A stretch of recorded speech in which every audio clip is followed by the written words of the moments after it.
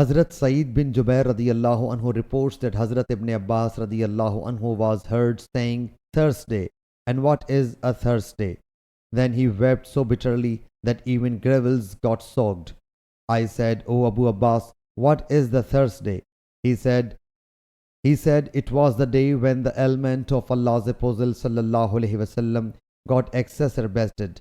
Then he sallallahu alaihi wasallam said, fetch me something so as to write for you something due to which you will never go astray after me.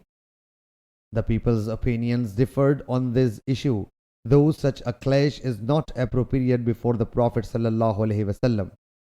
The people submitted, O Allah's Apostle sallallahu alaihi wasallam, have you intended to abandon the world? He sallallahu alaihi wasallam said, leave me alone, for the state in which I am now is better than what you are inviting me to. Then he sallallahu alaihi wasallam commanded for three things. You must expel the polytheists from the Arabian Peninsula and award the gifts to the delegations when they come as I used to give them. And the third thing was also superb, but I don't know whether he became silent or I have forgotten it.